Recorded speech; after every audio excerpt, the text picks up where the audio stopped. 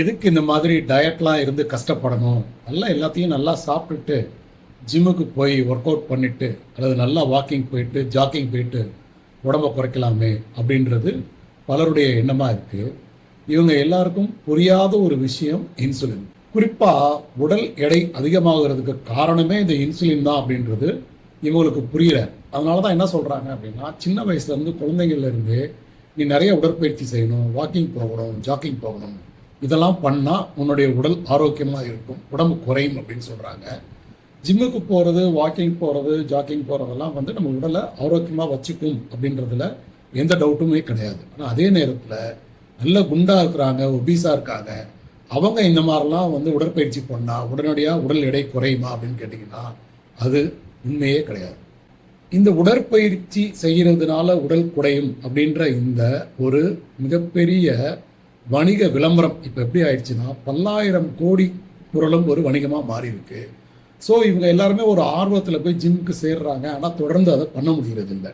100 பேர் ஒரு ஜிம்மில் போய் சேர்ந்தாங்கன்னா 95 பேர் அதை தொடர்ந்து பண்ண முடியாமல் ஒரு 5 பேரால் மட்டும்தான் அதை பண்ண முடியுது. இதுக்கும் ஒரு சில காரணங்கள் இருக்குது. நாளைக்கு ஒரு 3 கிலோமீட்டர் வாக்கிங் போகிறோம் அப்படின்னா ஒரு 150 கலோரி நமக்கு பர்ன் ஆகும். ஆனால் அது ஒரு கொக்கோகோலா குடித்தாங்கன்னா அது ஈக்குவல் ஆகிடும். ஸோ உணவில் ஒரு ஒழுங்குமுறை இல்லாமல் உடற்பயிற்சி செய்கிறதுனால எந்த பயனுமே கிடையாது. உடற்பயிற்சி செய்கிறேன் அப்படின்னு சொல்லி போகிறவங்க உடற்பயிற்சி முடித்ததுக்கப்புறம் பசி அதிகமாகி நிறையா சாப்பிட்டுட்டு அந்த உடற்பயிற்சியில் எரிச்ச கலோரியை விட உள்ளே ஏற்றிக்கிற கலோரி தான் அதிகமாக இருக்குது.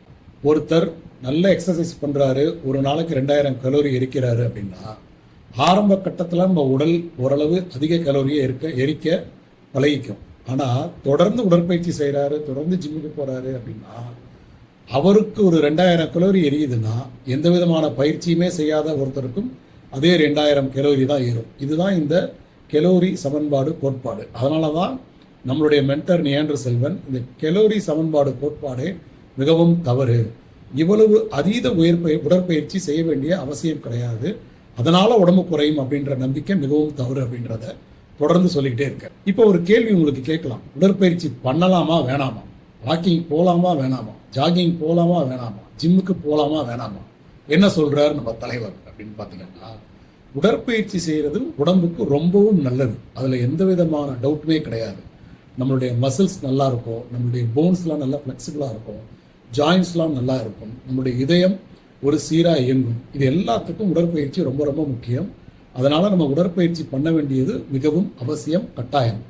ஆனால் அதே நேரத்தில் உடல் எடையை குறைக்கிறதுக்காக உடற்பயிற்சி அப்படின்ற ஒரு முயற்சியில் இறங்குறது, உணவு முறை ஒழுக்கம் இல்லாமல் செய்கிறது தவறு அப்படின்றது தான் நம்மளுடைய மென்டார் தொடர்ந்து சொல்லிட்டு இருக்காரு. உடற்பயிற்சி செய்கிறதுனால உடம்பு குறையாது அப்படின்னா ஏன் இவங்க எல்லாரும் உடற்பயிற்சி செஞ்சால் உடம்பு குறையும் அப்படின்னு சொல்கிறாங்கன்னா அது ஒரு மிகப்பெரிய வியாபார அரசியல். குறிப்பாக பார்த்தீங்கன்னா இந்த கொக்கோகோலா அண்ட் பெப்சி இந்த 2 நிறுவனமும் என்ன பண்ணாங்கன்னா அவங்க மேலே ஒரு குற்றச்சாட்டு வந்ததை வேற மாதிரி ஹேண்டில் பண்ணாங்க.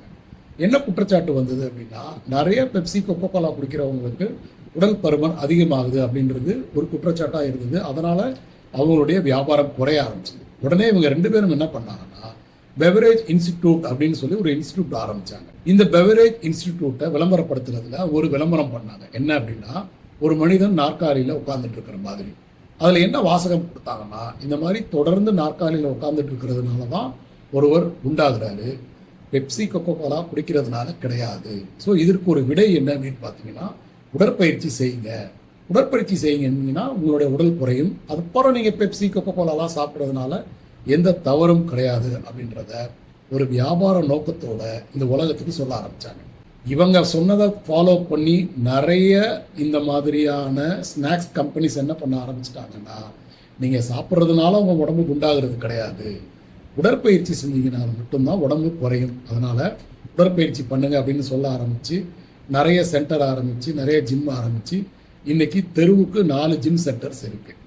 நம்மளுடைய தலைவர் மென்டர் நியாண்டர் சொல்கிறது என்ன அப்படின்னா, தொடர்ந்து வலியுறுத்துறதும் என்ன அப்படின்னு பார்த்தீங்கன்னா, நீங்கள் தாராளமாக உடற்பயிற்சி செய்யுங்க, அது உங்கள் உடலுக்கு மிகவும் நல்லது, உங்களை ஆரோக்கியமாக வச்சுக்கணும். ஆனால் உடற்பயிற்சி செய்கிறதுனால உடம்பு குறையும் அப்படின்ற ஒரு தவறான நம்பிக்கையை வச்சுக்காதீங்க.